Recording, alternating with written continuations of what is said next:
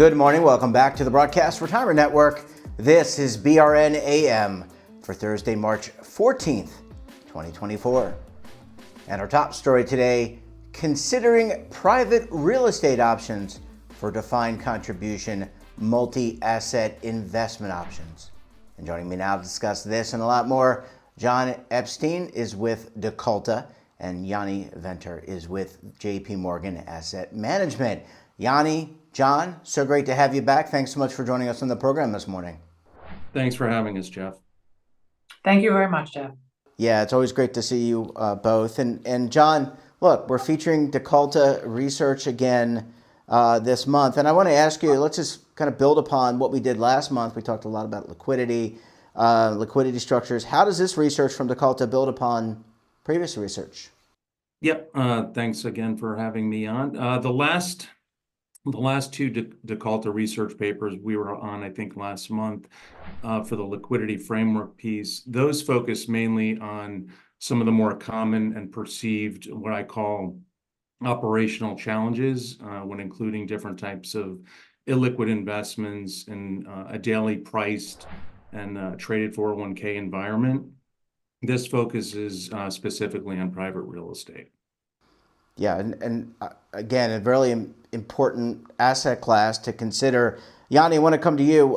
Why private real estate as a foundation for the multi-asset investment option of the future? So if you take a step back, Jeff, the inclusion of private real estate in defined contribution multi-asset portfolios is not new. The asset class has been included for over 20 years because the benefits of core real estate that really focus on diversification and stability are important to participants and have the potential to strengthen their retirement outcomes, so create stronger balances at retirement and greater spending power in retirement. And we're seeing the inclusion of the asset class continue to grow. So if we reference the first slide, if you think about the portfolios that participants are accessing, these are institutionally managed, and the investors focus on high-quality assets in major growth markets. What's also important to recognize is that the portfolios have evolved to really reflect the shifts in demand across the property sectors in the U.S. So, for example, if you look at the darker purple shaded bars at the bottom, that represents office and retail allocations within the investable universe. These have reduced more than 50% from their peak in 2016 and 2017.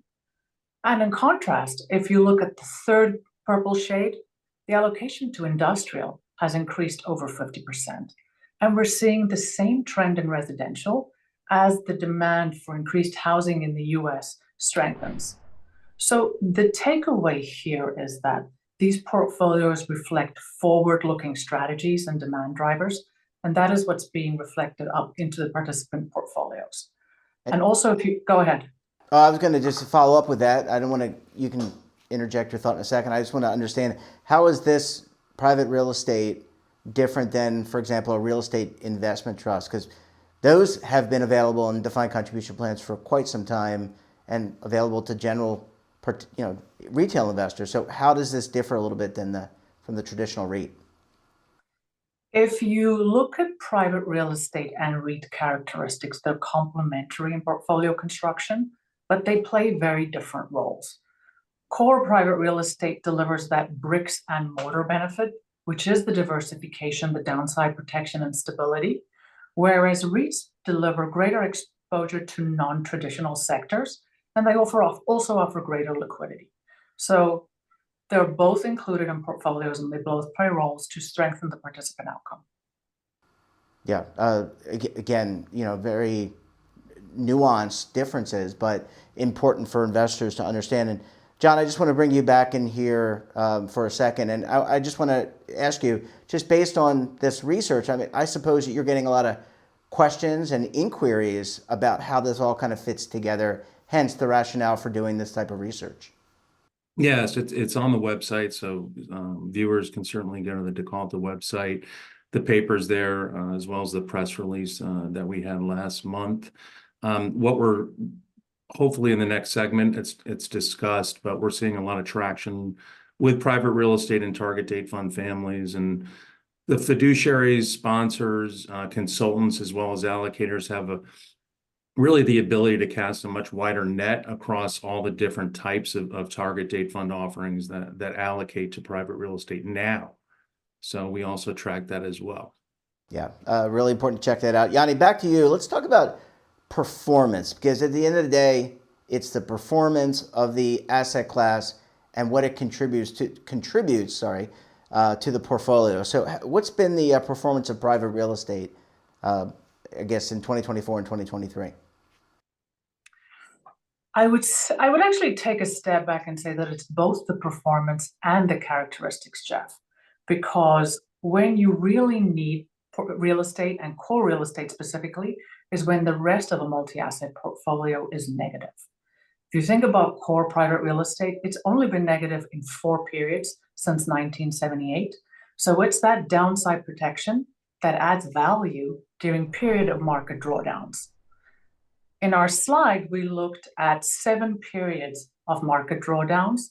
And the takeaway here is the inclusion of core private real estate within a target date fund preserves value for a participant between 1% and 3% at the bottom of each drawdown, which compounds over time and then adds value to the participants. So it's that stability and performance, as well as the characteristics that core real estate delivers in portfolio, that benefits the underlying participant. And Yanni, just to follow up, there's been a lot of talk, at least on financial networks, about the state of the current commercial real estate market. And look, I mean, a lot of us aren't going back into the office as much as we did, so there's some concern there. But are there any concerns currently with the state of that marketplace? I think real estate is experiencing the same period of repricing that we saw in equities and fixed income in 2022, and that was driven by the speed and the magnitude of the rate hikes. It's playing out slower. It's a private market asset class.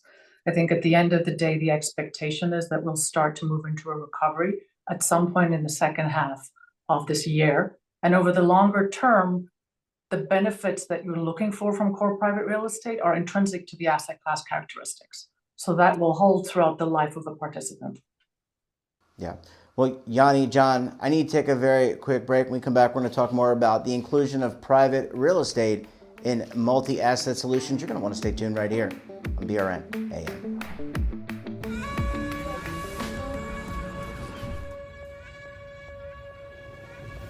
Imagine a new television network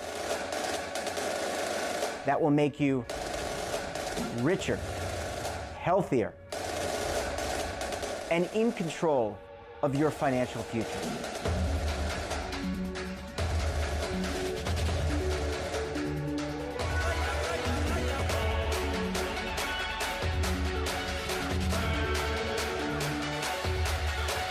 This network is for the policewoman in Nashville, Tennessee, the baker in Dubuque, Iowa, the teacher in Lexington, Kentucky. We want to make the idea of savings and retirement culturally relevant. But what do you see as a defining issue of the midterms, especially for the smaller businesses? I mean, they are the lifeblood of the American economy.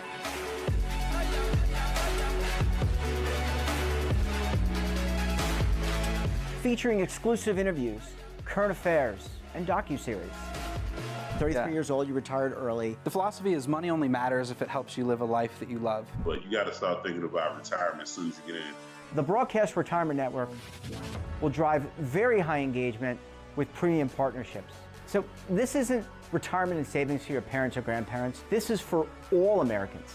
And we're going to change the way you think about money.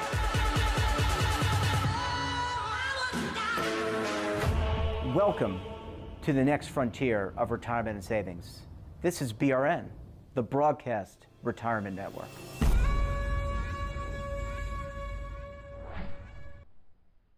Welcome back. We're now joined by Clint Carey of Carey Solutions and Hayden Gallery of Cambridge Associates.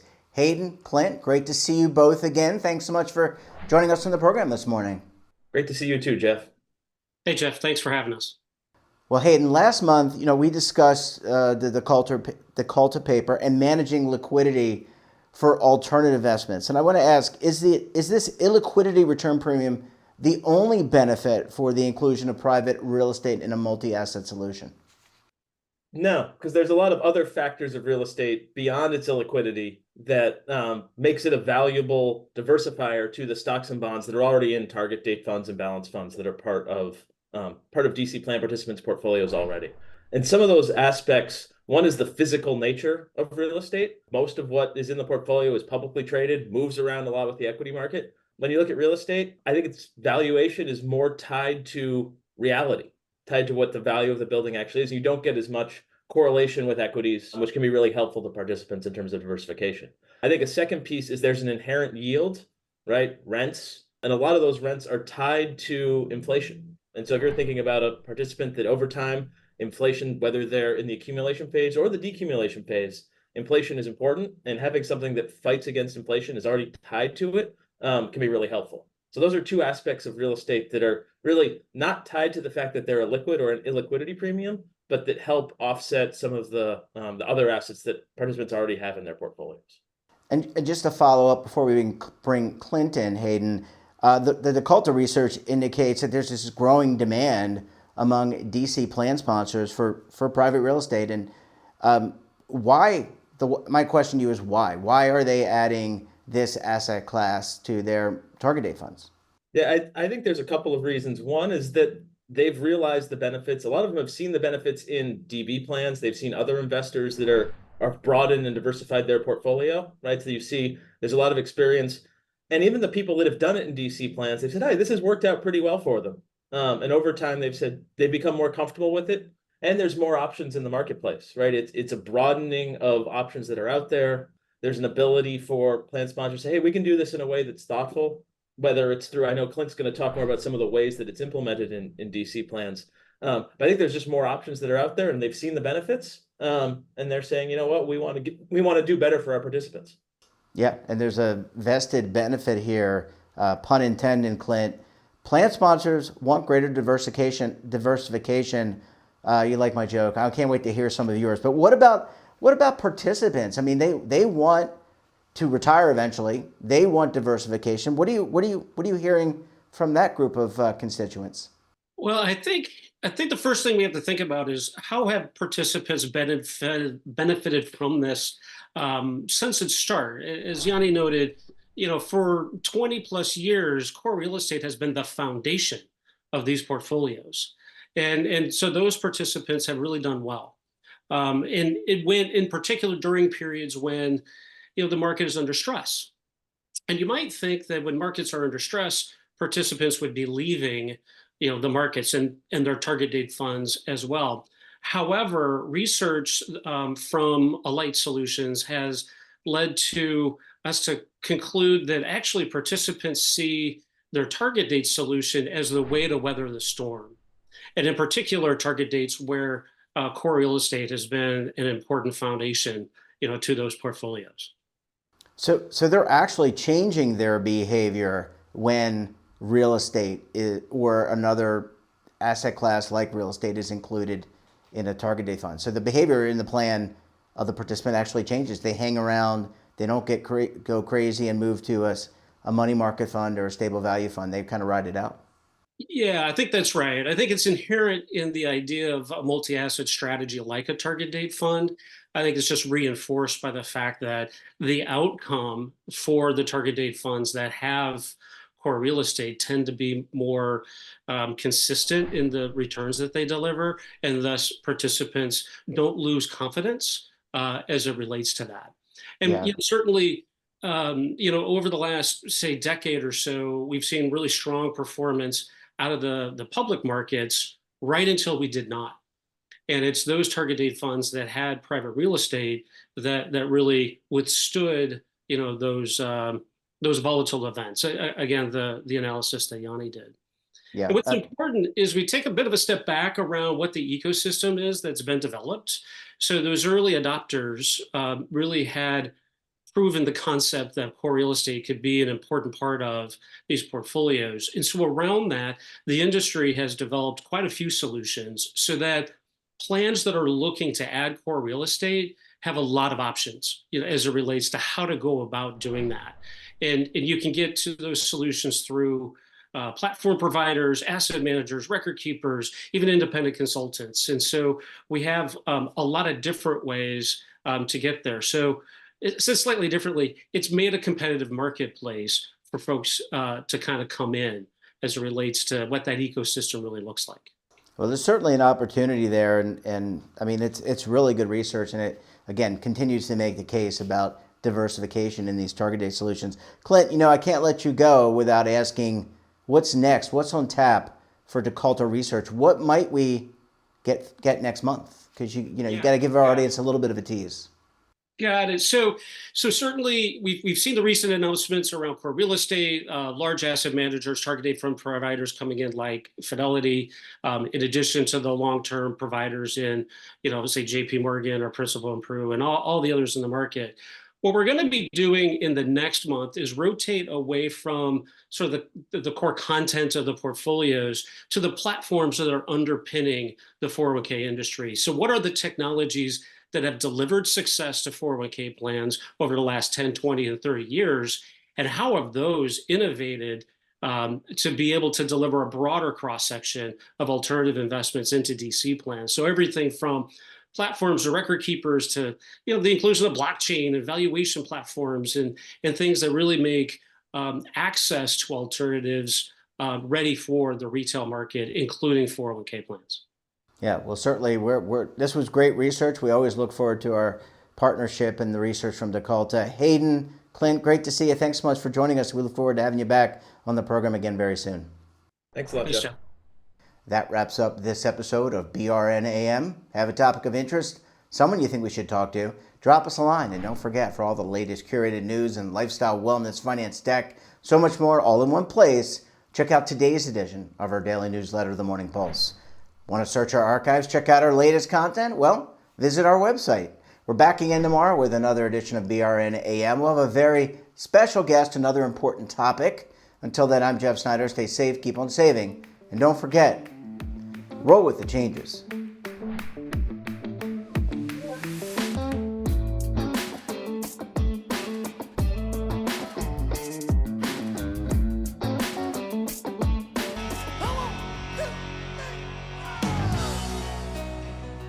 Now is your opportunity to co-create content around any topic on the First Lifestyle and Wellness Network. Reach a global audience through our platform and co-own exclusive branded content. All of our programs are available on demand and also as audio-only podcasts, so you can take us on the go. Broadcast Retirement Network, available anytime, anywhere, and on any device.